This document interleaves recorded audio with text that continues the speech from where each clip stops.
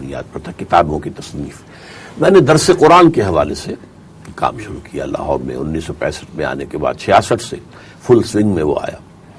اس سے میرا ایک حلقہ جو ہے معاونین کا، ہم خیال لوگوں کا وجود میں آیا. تو اس پر پہلے میں نے مرکزی انجمن خدام القرآن قائم کی، لیکن اس کے لیے بھی جو میں نے تجویز جو ہے، جو ماہنامہ میثاق میں شائع کی تھی، اس میں لکھ دیا تھا یہ میرا اصل مقصد نہیں ہے، بلکہ یہ تو پہلا سٹیپ ہے جو میں اٹھا رہا ہوں. میرے سامنے اصل پیش نظر یہ ہے کہ بیعت کی بنیاد پر ایک اسلام اقامت دین کی جد و جہد کے لیے جماعت بنائی جائے. یہ میں نے اس وقت بھی لکھ دیا تھا.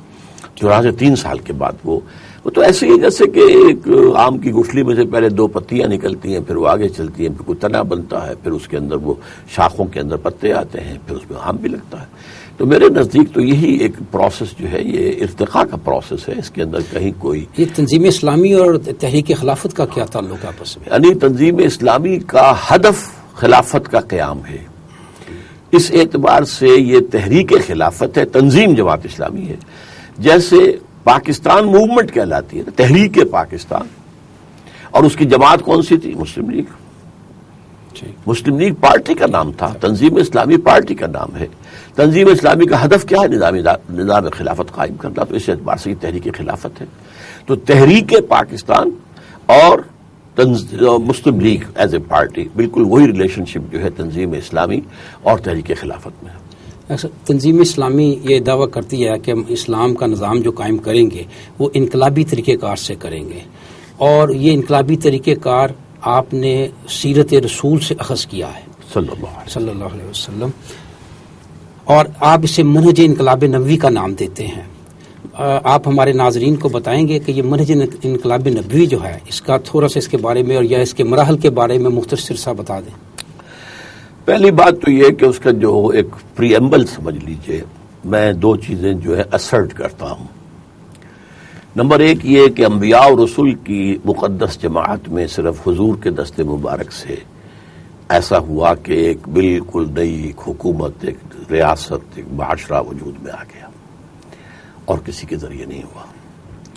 نمبر 2 یہ ہے کہ دنیاوی اعتبارات سے یہ دنیا مانتی ہے کہ جو انقلاب حضور نے برپا کیا تھا وہ تاریخ انسانی کا عظیم ترین انقلاب ہے، اور لہٰذا انقلاب کا عمل کیا ہے اس کو سمجھنے کے لیے میرے نزدیک واحد سورس ہے حضور کی سیرت صلی اللہ علیہ وسلم. اس کو میں نے جب مطالعہ کیا تو اس سے پھر میں نے 6 سٹیپس جو ہیں جو وہاں سے ڈیرائیو کیے ہیں، اور اس میں ایک اور کا اضافہ ہے 7ویں کا، لیکن انقلاب کی تکمیل جو ہے 6 سٹیپس میں ہوتی ہے. سب سے پہلے یہ ہے کہ کوئی نہ کوئی انقلابی فلسفہ ہونا چاہیے، نظریہ جس کو عام کیا جائے، پھیلایا جائے. اسلام کا انقلابی نظریہ توحید ہے، لیکن توحید کے 3 کورولریز جو ہیں وہ اصل میں اس نظام کی بنیاد بنتی ہیں کہ جو توحید کی بنیاد پر دنیا میں قائم ہوتا ہے. ایک ہے توحید عقیدے کی توحید، ایک ہے توحید عمل کی توحید، اور اس میں بھی پھر وہ اجتماعی نظام کیا بنے گا. اس میں یہ ہے کہ سیاسی نظام وہ ہوگا جس میں حاکمیت اللہ کی، اور اللہ اور اس کے رسول کے احکام کو سپریمیسی حاصل ہوگی ہر چیز پر. معاشی نظام وہ بنے گا جس میں ملکیت تامہ صرف اللہ کی، انسان کسٹوڈین ہوگا، اور یہ کہ اس میں کہیں سود اور جوئے کا معاملہ نہیں آئے گا. تیسرے یہ کہ معاشرتی اعتبار سے تمام انسان پیدائشی طور پر برابر ہیں، کوئی اونچا نہیں کوئی نیچا نہیں، یہاں تک کہ مرد اور عورت مساوی ہیں پیدائشی اعتبار سے. اس کو پھیلایا جائے، عام کیا جائے لوگوں کو. اچھا، اس کے بعد جو لوگ اس کو قبول کر لیں انہیں آرگنائز کیا جائے. اس لیے کہ ظاہر بات ہے نظام کو جڑ سے اکھیڑنا آسان کام تو نہیں، اس کے لیے تو بہت زبردست ڈٹرمنڈ ایک جو ہے ایک سٹرگل، اور اس میں یہ جان اور مال کا نقصان برداشت کرنا پڑے گا لازماً. تو اس حوالے سے ایک بڑی مضبوط ڈسپلن پارٹی کو قائم کرنا. یہ پارٹی حضور نے قائم کی 2 بنیادوں پر. پہلی بنیاد تو یہ تھی کہ آپ نے کہا میں اللہ کا رسول ہوں، تم مانتے ہو مجھے تو تم مسلمان ہو گئے. اس کا کیا مطلب ہے کہ تمہیں اب میری اطاعت کرنی پڑے گی، کیونکہ رسول میں اللہ کا رسول، میں اس کی طرف سے بات کر رہا ہوں. ما ينطق عن الهوى ان هو الا وحی یوحى. تو ایک ڈسپلن خود بخود قائم ہو گیا. لیکن پھر جب وہ تحریک جو ہے آگے ایک تصادم کے مرحلے میں داخل ہونے لگی تو پھر آپ نے بیعت کا نظام جو ہے لوگوں سے بیعت لی کہ میں جو حکم دوں گا مانو گے. تو یہ سارا معاملہ جو تنظیم کا ہوا. پھر ہے کہ ان کی تربیت ہونی چاہیے. تربیت کے مختلف پہلو ہوتے ہیں، ان میں ڈسپلن کی عادت بھی ہو جائے، اور ان میں جان و مال ہر شے کھپا دینے کے لیے آمادگی بھی پیدا ہو جائے، اور پھر یہ کہ ایک روحانی کیفیت بھی انہیں حاصل ہو جائے، اور ان کی نیتوں میں اتنا خلوص پیدا ہو جائے کہ سوائے اللہ کی رضا کے اور آخرت کی جزا کے اور کوئی شے مطلوب نہ ہو۔ شہادت ہے مطلوب مقصود مومن، نہ مال غنیمت نہ کشور کشائی۔ تو یہ تین کاموں سے ایک حزب اللہ وجود میں آئی۔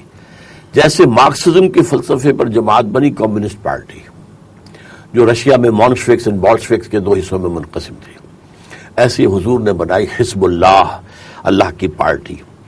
اور چوتھی بات یہ رہی کہ اس تمام عرصے میں جب تک کہ وہ جماعت کافی مضبوط نہیں ہو گئی، اس میں یہ رہا، حکم رہا کہ جو بھی تمہارا استہزاء کرے، تمسخر کرے، تمہارے خلاف کو جارحانہ اقدام کرے، ٹیک اٹ پیشنٹلی، صبر کے ساتھ صبر کرو، جوابی کارروائی کوئی نہ کرو۔ اور یہ جو ہے پیسو ریزسٹنس جو ہے، یہ چوتھا مرحلہ میں گنتی میں چوتھا ہے، شروع تو پہلے ہی دن سے ہو جاتا ہے، چاروں مرحلے ساتھ چلتے ہیں۔ دعوت توحید کی، انقلابی نظریے کی حیثیت سے تنظیم، جماعت کی حزب اللہ بنانے کے لیے تربیت اور تزکیہ، اور پیسو ریزسٹنس صبر۔ اس کے بعد جب محسوس ہوا کہ اب ہمارے پاس طاقت اتنی ہے، تو پھر حضور نے اقدام شروع کیا، ایکٹیو ریزسٹنس، یعنی قریش کا اکنامک بلاکیڈ، کہ جو قافلے جا رہے تھے قریش کے اور وہ مدر کے پاس سے گزرتے تھے، ان کا پیچھا کیا، انٹرسیپٹ کرنے کی کوشش کی، اس سے مخدوش ہو گیا ان کا معاملہ، ان کے لائف لائن جو ہے اس کے اوپر گویا کہ آپ نے ہاتھ ڈال دیا۔ اسی طریقے سے جو بھی آس پاس کے قبائل تھے، جو پہلے سب کے سب ایک طرح سے جو ہیں وہ قریش کے حلیف تھے، ان کے بعد گزار ٹائپ تھے، اب آپ وہاں جاتے تھے ان سے معاہدے کر لیتے تھے، یا تو اب وہ حضور کے ساتھ ہو گئے اور قریش کے مخالف ہو گئے، یا وہ کہتے تھے کہ ہم نہ ان کے ساتھ نہ آپ کے ساتھ، ہم نیوٹرل ہیں۔ لیکن دونوں حالتوں میں جو زون آف پولیٹیکل جو تھا influence of Quraysh, that was decreasing. اس کے نتیجے میں پھر قریش نے جو ہے وہ قدم اٹھایا، اور غزوہ بدر سے چھٹا جو ہے وہ آخری مرحلہ شروع ہو گیا۔ 6 سال کی جنگ رہی، چونکہ پوری تیاری کے بعد یہ مرحلہ آیا تھا، اللہ نے کامیابی عطا فرمائی۔ 7واں مرحلہ ہوتا ہے پھر اس انقلاب کو ایکسپورٹ کرنے کا۔ یہاں میں آپ کو انٹرپٹ کروں گا، تو کیا موجودہ دور میں بھی ہم کسی حکومت سے جنگ کریں گے؟ موجودہ دور میں یہ ہے کہ پہلے 5 مسئلے تو جو کے تو رہیں گے، لیکن کسی حکومت کے خلاف جنگ اس دور میں آ کر فیزیبل نہیں رہی ہے۔ جائز ہے اگر حالات جو ہیں اس کی اجازت دیں تو اس کو حرام نہیں ہم کہہ سکتے، لیکن فیزیبل نہیں ہے، اس لیے کہ آج عوام نہتے ہیں اور حکومتوں کے پیچھے فوجیں ہوتی ہیں، 5 لاکھ کی 10 لاکھ کی فوجیں ہیں کھڑی ہوئی ہیں، اور بہت پوری طرح جو ہے مسلح ہیں، پھر ان کے پاس ٹینک ہیں، یہ ہیں وہ ہیں، آرمڈ کاریں ہیں، پھر ان کے پاس جہاز ہیں، ہیلی کاپٹرز ہیں، وہ ساری چیزیں اتنی کچھ ہیں، اور فوج جو ہے وہ جو حکومت وقت ہے اس کا حکم مانتی ہے، اور ظاہر بات ہے کہ حکومت وقت جو ہے وہ نظام جو اس وقت موجود ہے اسی کو ریفلیکٹ کرتی ہے، اسی کی پاسبان ہوتی ہے، انہی کے مفادات کی محافظ ہوتی ہے۔ لہذا اس کی بجائے میرے نزدیک اس دور میں اس کو جو ہے ایک غیر مسلح جد و جہد کی حیثیت سے کیا جانا چاہیے۔ اس کے میرے نزدیک 3 فیزز ہیں غیر مسلح جد و جہد کے، اور میں یہاں پر خاص طور پر گاندھی کا نام لوں گا، کیونکہ اس میدان میں وہی شخص ہے پہلا جس نے کہ یہ راستہ اختیار کیا ہے۔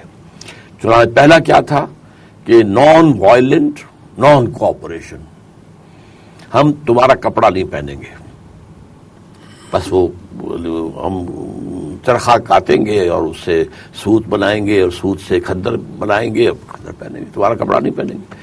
اب اس کا کیا ہوا ہوگا؟ وہاں کے تو جو ہے ان کی معیشت کو دھچکا لگا بہت زبردست، بڑے بڑے کارخانے بند ہو گئے، سٹور سے بھرتے چلے گئے کپڑے کے، اب خریدار نہیں رہے، مارکیٹ ختم ہو گئی۔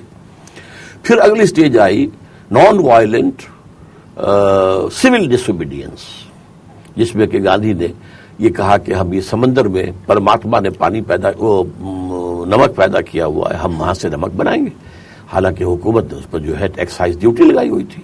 اس کا مطلب ہے ہی challenge the taxation policy of the British India. تو اس کے بعد لاٹھیاں پڑی، مارے کھائی، لیکن خود وائلنٹ نہیں ہوئے۔ تیسری سٹیج ہندوستان میں آئی نہیں، اس کی وجہ یہ ہے کہ جنگ عظیم دوم جب چھڑ گئی تو اس کے بعد اس میں ظاہر بات ہے کہ ایک وقفہ آ گیا، اور جنگ عظیم 2 کے نتیجے میں برطانیہ طے کر چکا تھا کہ اب اسے